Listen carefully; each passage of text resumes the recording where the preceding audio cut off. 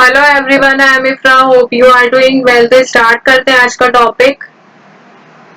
आज हम पढ़ने वाले हैं एक न्यू वाउचर के बारे में जिसका नाम है परचेज वाउचर। ठीक है, तो परचेज वाउचर जो है वो किस लिए यूज किया जाता है, परचेज वाउचर में कैसे एंट्री होती है, क्या क्या चीजों की उसमें जरूरत होती है, ये सारी चीजें हम इसमें देखने वाले हैं। तो सबसे पहले आपको देखिए परचेज वाउचर होता क्या है ये समझना होगा। परचेज वाउचर किस लिए यूज होता है, परचेज से आपको क्या समझ आ रहा है कि खरीदने के लिए यूज होता है। ठीक है,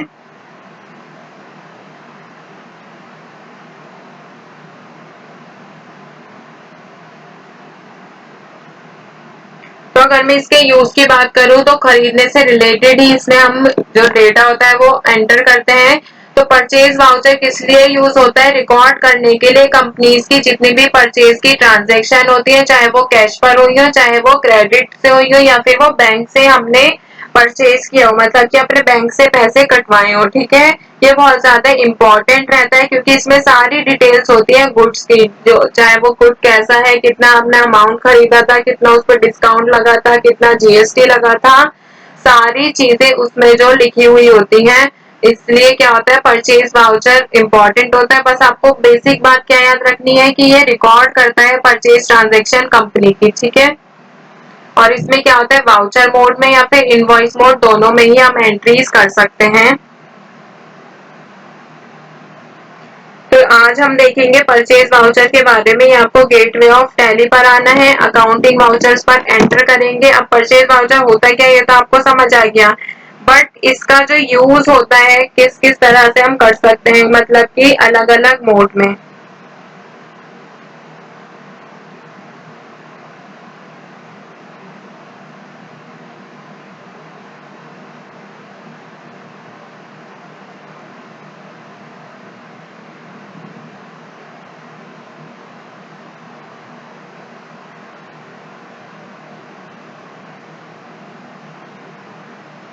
तो यहाँ पे देखिए परचेज का आपको शॉर्टकट क्या दिख रहा है, F9। या तो आप माउस से यहाँ पे एंटर कर सकते हैं या फिर क्या करेंगे, यहाँ पर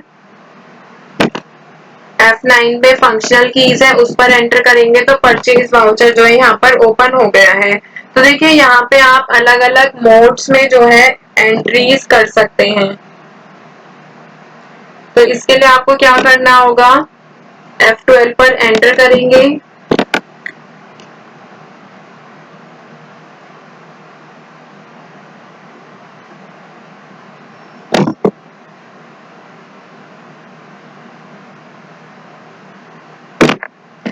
इसमें से अगर आपके यहाँ पर कोई भी ऐसा ऑप्शन, ये वाला जो मेंटेन बिल वाइज डिटेल है, अगर ये यस नहीं है तो यहाँ से आपको यस करना है और कंट्रोल ए से सेव कर देना है।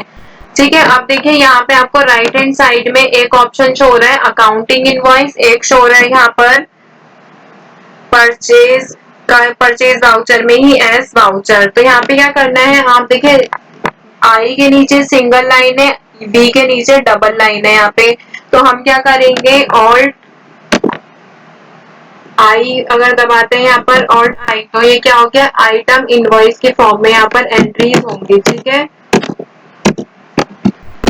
तो यहाँ से क्या करेंगे, आप सारे जितने भी हमारे लेजर्स आपने क्रिएट किए होंगे वो हो जाएंगे। अगर यहाँ पे मैं कंट्रोल वी पर एंटर करती हूँ तो यहाँ पे क्या है, जो हमारी एंट्रीज होंगी वो कैसे होंगी, एज वाउचर एंट्री कर सकते हैं हम यहाँ पे। तो आपको क्या करना है, देखिए गेटवे ऑफ टैली पर आना है, अकाउंटिंग वाउचर्स पे आना है, राइट हैंड साइड पे आपको एज वाउचर का जो ऑप्शन है वो आपको यहाँ पर दिख रहा होगा, आप इसको सिलेक्ट कर लेंगे। या तो आप माउस से कर सकते हैं या फिर ऐसे। अब यहाँ पे क्या करना है, सप्लायर इनवॉइस नंबर डालेंगे 123, जैसे मैं यहाँ पर लिख देती हूँ।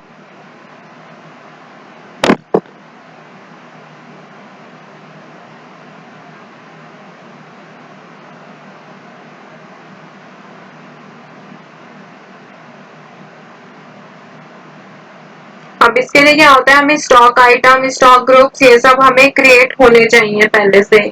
तो क्या करेंगे यहाँ पे, अभी हम देखिए मैंने आपको बता दिया अलग अलग तरीके से कर सकते हैं, बट मेन क्या होता है, आइटम इनवॉइस होता है। तो वापस से ऑल्ट आई पर एंटर करेंगे।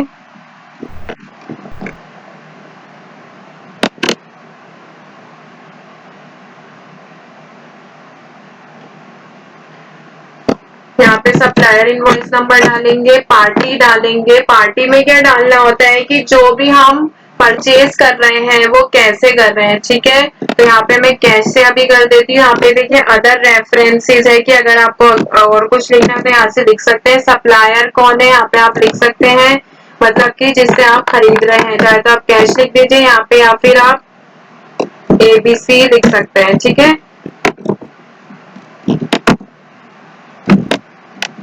ट्रेडर्स एड्रेस लिख सकते हैं उनका कहाँ पर है, दिल्ली में। स्टेट लिख सकते हैं यहाँ पे दिल्ली, और सेल्स टैक्स नंबर लिख सकते हैं। अब यहाँ पे क्या है, पर्टिकुलर में जो अमाउंट सॉरी जो स्टॉक आप खरीदना चाहते हैं, यहाँ पे देखिए कैश क्या है 4,10,000 है। जब आप परचेज कर लेंगे तो ये माइनस हो जाएगा। जैसे अभी हमारे पास अगर स्टॉक देखो तो यहाँ पर कुछ भी नहीं है, एस्केप करती हूँ।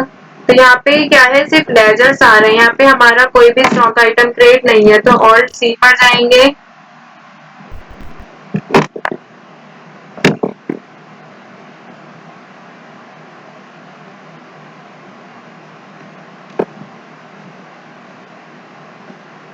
ऑल्ट आई पर करना है। देखिए वो अकाउंटिंग हुआ था इसीलिए ऐसा शो हो रहा है, बाकी सारी चीजें ठीक है। अब यहाँ पे क्या है, परचेज लेजर। परचेज लेजर में क्या डालेंगे, परचेज ही डालना आता है। तो ऑल्ट सी पे करके परचेज लिखेंगे, और कौन से ग्रुप में लिखेंगे, परचेज अकाउंट्स में ही लिखना है। कंट्रोल A से कर देंगे सेव। अब यहाँ पे क्या करना है आपको, name of item. Name of item में मतलब कि आपने जो भी स्टॉक आइटम क्रिएट कर रखे हैं वो यहाँ पे आप लिख सकते हैं। तो यहाँ पे आप क्या स्टॉक आइटम लिखेंगे, कुछ भी नहीं है, और सी से एंटर करेंगे और यहाँ पे स्टॉक आइटम क्रिएट कर लेंगे। तो स्टॉक आइटम कैसे क्रिएट करेंगे, यहाँ पे जैसे मान लेते हैं डेल 1 2 3, ठीक है। कौन सी कैटेगरी में रखना है, कौन से ग्रुप में रखना है, तो यहाँ पे लिखेंगे कौन से ग्रुप में है ये, इलेक्ट्रॉनिक्स में। Control A। अब बात आती है कौन सी कैटेगरी में रखना है, ये सब मैं आपको बता चुकी हूँ कि स्टॉक आइटम कैसे क्रिएट किया जाता है, स्टॉक ग्रुप और स्टॉक कैटेगरी और यूनिट्स। तो यहाँ पे भी ऑल्ट सी करेंगे, लैपटॉप रख लेते हैं। अब बात आती है यूनिट्स की, इसके लिए भी ऑल्ट सी करेंगे, पीसेस फॉर्मल नेम डालेंगे और कंट्रोल A से कर देंगे सेव। अब देखिए यहाँ पे जो, एक सेकेंड, डेल को हमने सिलेक्ट किया, गोडाउन आ रहा है। गोडाउन क्या है, दिल्ली। हमने दिल्ली में रखा है, ये सामान रखना है खरीद के। तो यहाँ पे ऑल्ट सी करेंगे, दिल्ली यहाँ पर क्रिएट करेंगे गोडाउन, और कंट्रोल A को सेव कर देंगे। कितनी क्वांटिटी परचेज करनी है, मान लेते हैं हम 100 पीस खरीद रहे हैं 1,000 के अकॉर्डिंग, ठीक है।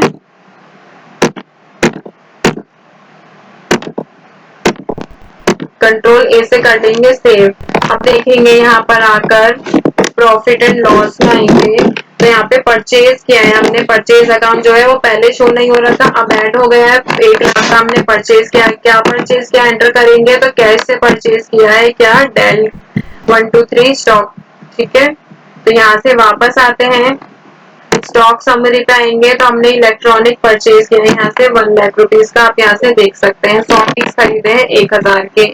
और अगर आप डिस्प्ले पे आएंगे तो यहाँ से इन्वेंट्री बुक्स पे एंटर करेंगे, यहाँ पे स्टॉक आइटम जो हमने क्रिएट किया है वो यहाँ से देख सकते हैं, ग्रुप देख सकते हैं यहाँ से, ठीक है।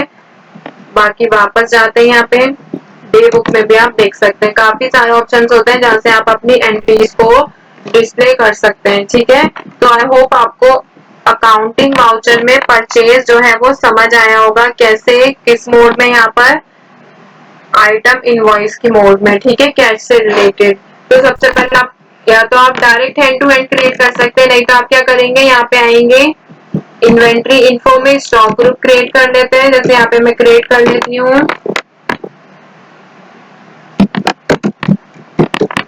इलेक्ट्रॉनिक, कंट्रोल A, ठीक है। इलेक्ट्रॉनिक्स बनाया था, अभी इलेक्ट्रॉनिक बनाया है। अभी क्या करेंगे, स्टॉक कैटेगरी बना लेंगे, यहाँ पर टीवी, कंट्रोल A कर लेंगे, सेव हो गया है भी। अब स्टॉक आइटम बना लेंगे, जैसे कि सोनी टीवी। अब यहाँ से भी हम सिलेक्ट कर सकते हैं, ठीक है, टीवी में, पीसीज में, और कंट्रोल A से कर लेंगे सेव। अब देखिए जब आप ये वाली एंट्री करेंगे, परचेज के यहाँ पर एंट्री करेंगे, तो यहाँ पर आपको अकाउंटिंग वाउचर्स पे एग्जाम्पल के लिए मैं ऐसे ही कर लेती हूँ, कैश की एंट्री सेव करते हैं यहाँ पे। अगर मैं देखिए यहाँ पे डेल के तो हमारे पास 100 पीस है, सोनी टीवी करूंगे तो यहाँ पे हमें सिर्फ क्या लिखना होगा, गो डाउन सिलेक्ट करना होगा, कितनी एंट्री। सोनी टीवी वो जो है हमें हैंड टू हैंड एंटर नहीं करना पड़ा, पहले से ही आ गया। तो चाहे तो आप हैंड टू हैंड क्रिएट कर सकते हैं कि क्या स्टॉक खरीदा है, अदरवाइज पहले से भी आप यहाँ से परचेज कर सकते हैं। तो यहाँ पे 1000 के अकॉर्डिंग कंट्रोल ए से कर लेंगे, ये भी सेव। तो यहाँ पे अब कितना स्टॉक बचा है, 3,10,000 का जो कैश है हमारे पास यहाँ पे बचा है।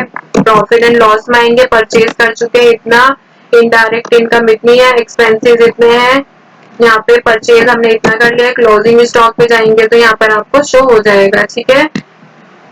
बैलेंस शीट पे आएंगे, करंट एसेट्स में आएंगे तो अभी क्या है यहाँ पर, कैश इन हैंड हमारे पास 2,60,000 अभी भी है और बैंक में हमारा 90,000 अमाउंट है। तो आई होप आपको ये जो चीज है क्लियर हो गई होगी, ये वाला टॉपिक। परचेज वाउचर में, आइटम इनवॉइस में एंट्री जो है कैश से रिलेटेड कैसे की जाती है, टॉपिक है यहाँ पे complete. Stay tuned and thank you.